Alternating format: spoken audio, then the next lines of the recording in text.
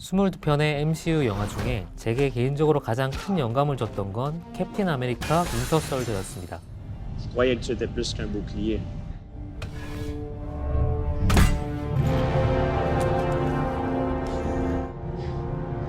On va voir. 생각해보면 캡틴 아메리카는 그다지 매력적이거나 입체적인 히어로는 아닙니다. 온통 농담과 드림만 날릴 생각만 하고 있는 마블의 히어로들 중에서도 거의 유일하게 딱딱하고 변화가 없는 인물이죠. 오죽하면 캡틴 역의 크리스 에반스가 나한테도 농담을 좀 달라라고 매번 볼멘 소리를 했을까요? The story of Captain America is one of honor, bravery, and sacrifice. 건전, 건강, 성실, 우직함. 캡틴을 장식하는 단어들은 대체로 곧고 바릅니다. 하지만 바로 그런 점 때문에 윈터 솔저가 여타 마블 영화와는 조금 다른 결로 나아갈 수 있었던 것 같습니다. 이번 시간에 썸타볼 영화 캡틴 아메리카 윈터 솔저입니다.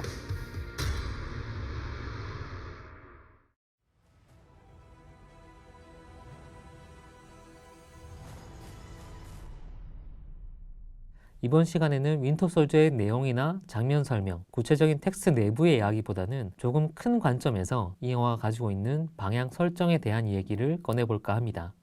그게 윈터 솔저가 마블 시네마틱 유니버스 안에서도 유난히 도드라져 보이는 이유이기도 하기 때문입니다. 어벤져스를 중심으로 한 페이지 1, 2, 3의 공식이 무너지기 시작한 것도 아마 윈터 솔저 때부터가 아닌가 싶습니다. 페이지 1이 어벤져스를 모으는 게 목적이었다면 이젠 구체적인 방향과 대항마를 설정해야 하는데 이때부터 마블의 계산은 복잡해지기 시작했습니다. 저는 마블 시네마틱 유니버스가 본격적으로 시리즈를 넘어서 독자적인 프랜차이즈로 구성되기 시작한 게 바로 이 시점부터라고 생각을 합니다. 윈터 솔저가 조금 남달랐던 점은 캡틴 아메리카를 아이언맨의 대항마로 성장 그리고 인식시킨 영화였다는 점입니다. 그리고 드물게도 1편보다 나아진 속편이기도 합니다. 크리스토퍼 놀란 감독의 배트맨 3부작 중 다크나이트처럼 말이죠. 퍼스트 어벤져가 캡틴 아메리카의 탄생 비화에 주력한 영화였다면 윈터 솔저는 딱딱하고 고지식한 영웅이었던 캡틴 아메리카가 근본부터 흔들릴 때 일어나는 사건들을 다루고 있습니다. 바로 내부 분열입니다. Not a perfect soldier, but a good man. 히어로로서 캡틴의 힘은 뭘까요?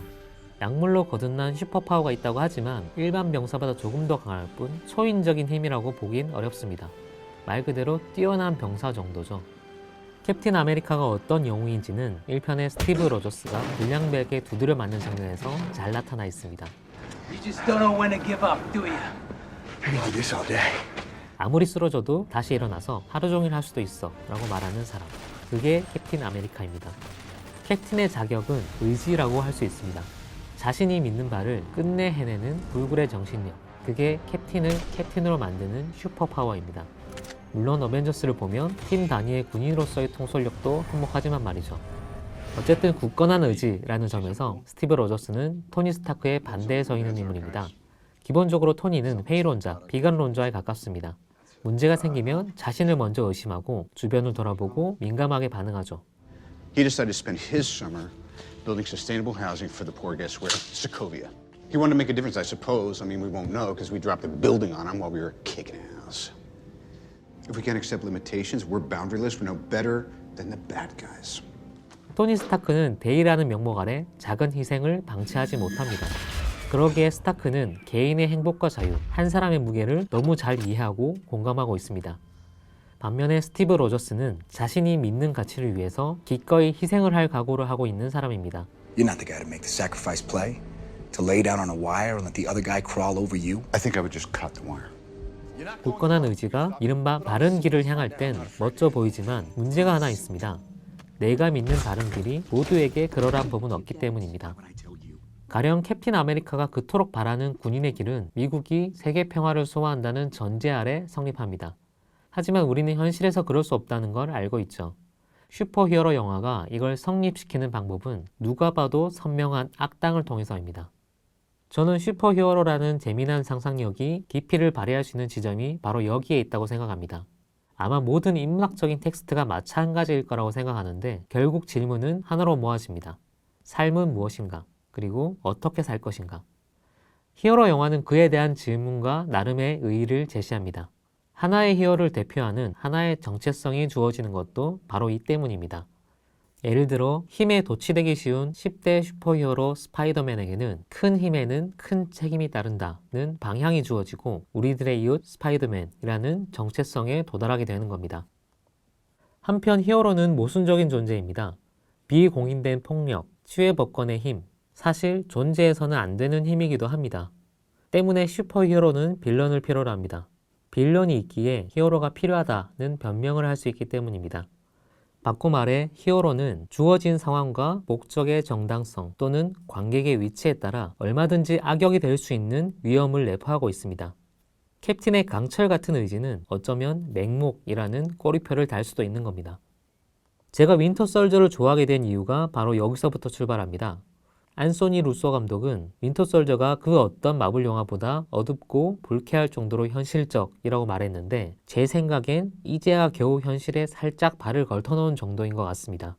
하지만 덕분에 여느 히어로 영화에서는 쉽게 접할 수 없는 깊이가 생겨날 수 있었습니다. 윈터 솔저는 2차 세계대전에서 현대로 건너온 캡틴 아메리카의 적응담이기도 합니다. 윈터 솔저의 초반 시퀀스는 영화 전체를 대변하는 얼굴 역할을 톡톡히 해냅니다. 새벽에 공원을 달리고 있는 스티브 로저스를 카메라는 멀리서 가만히 바라봅니다. 꽤 오랜 시간 달리기를 반복하던 스티브는 수첩을 하나 꺼내 해야 할 일들을 기록합니다. 이 장면에서 하고 싶은 일 리스트가 나라마다 다르게 적혀 있는 건 프랜차이즈의 서비스 정신이기도 하겠죠. 스티브가 미래에 적응하는 방식 또한 아날로그적, 아니 정확히는 자기식입니다. 환경이 바뀌어도 태도는 바뀌지 않는 남자, 그게 스티브 로저스입니다. 하지만 환경은 분명 바뀌었습니다. 레드스컬이라는 선명한 악당이 사라졌고 냉전 시대를 건너뛴 그에게 새로운 악당이 필요합니다. 그때 등장한 것이 퍼스트 어벤져에서 캡틴의 동료로 함께 활약했던 친구 버키입니다.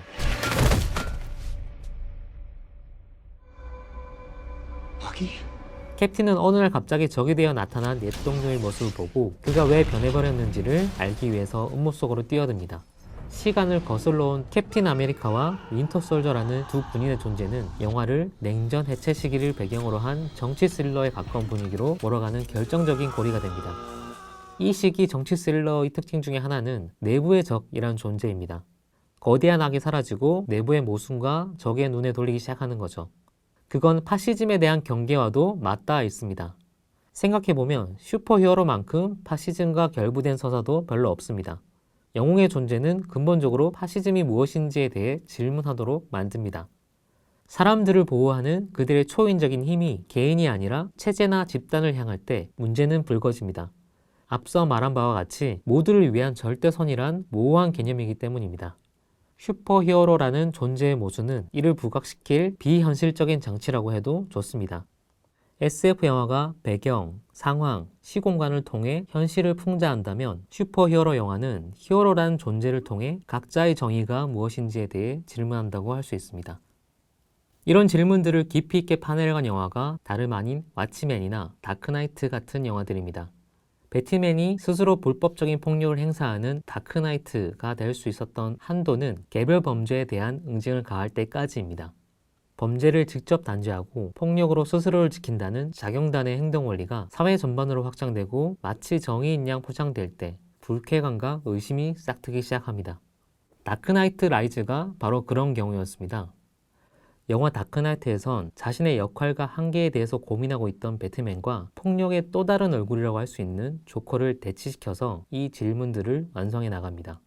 한편 왓치맨의 경우 슈퍼히어로라는 억제력 혹은 폭력에 대한 은유적 상상을 통해서 히어로와 파시즘의 문제를 풍자하기도 했습니다.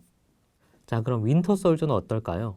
주제적으로는 개인의 자유냐 안전이냐를 놓고 의견 대립을 벌이는 11호의 전초전이기도 합니다. 9.11 테러 이후 할리우드 영화의 중요한 화두 중에 하나였죠. 국가의 정의를 믿어 의심치 않던 캡틴은 쉴드로 소속을 옮기고 나선 쉴드의 정의에 대해 의심하기 시작합니다. By holding a gun to everyone on Earth and calling it protection. S.H.I.E.L.D. takes the world as it is, not as we'd like it to be.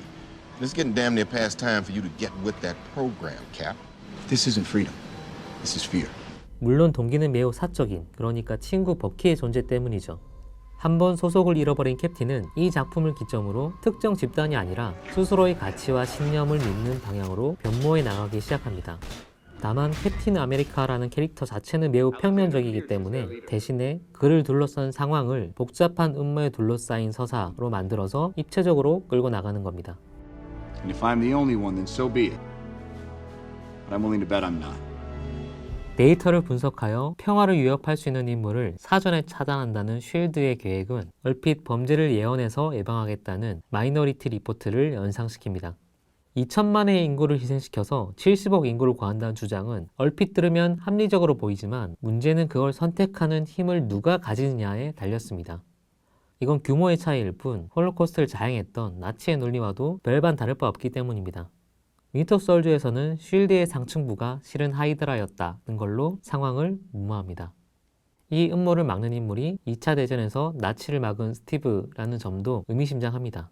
아니 어쩌면 필연적이라고 해야겠네요. 윈터 솔저는 내부의 적과 시스템의 모순을 통해서 히어로 영화의 근본에 가닿는 질문과 긴장들을 계속해서 만들어냅니다. 요컨대 힘을 통한 폭력을 어떻게 사용해야 하는지, 어떤 명분으로 이들이 계속 유지될 수 있는지에 대한 질문들이 이어집니다.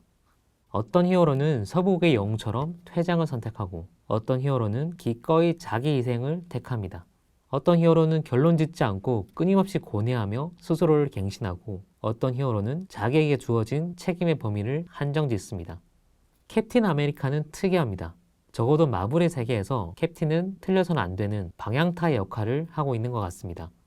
단기적으로 보면 불의처럼 보여도 결국엔 캡틴의 판단이 옳은 것처럼 그려지죠. 하지만 자세히 살펴보면 속사정은 조금 다릅니다. 캡틴은 늘 올바른 선택을 하는 사람이 아니라 올바른 결과가 나올 때까지 멈추지 않는 사람입니다. 그게 히어로로서, 인간으로서 매력을 더하는 요소인지는 모르겠습니다. 좋아하는 분도 있고 인간미가 없다고 싫어할 사람도 있겠죠. 하지만 적어도 윈터 솔저 안에선 캡틴의 이러한 속성을 충분히 활용해서 히어로라는 존재에 대한 질문을 한 번쯤 해보게 만듭니다. 그리고 어쩌면 그건 캡틴 아메리카가 뻣뻣하고 고지식하고 평면적인 히어로이기 때문에 가능한 시도들이었습니다. 캡틴이라는 흔들리지 않는 닻을 내린 후 풍성하고 긴장감 넘치는 정치 스릴러로 나아갈 수 있는 거죠. Call it, Captain. Stark, anything gets more than 3 blocks out, you turn it back or you turn it to ash. Thor, you got the lightning. Light the bastards up. And Hulk. Smash. 뒤돌아 생각해보니 마블 시네마틱 유니버스가 매력적이었던 건 어벤져스라는 팀 내의 가치관 차이가 또렷했기 때문입니다. 서로 다른 영웅들이 만나서 공동의 목적으로 함께 행동하고 차이를 드러내고 반목하는 과정이 즐거웠습니다. 히어로가 초월적인 존재, 우상이 아니라 말 그대로 시민들과 함께 숨을 쉬는 존재였기 때문이죠.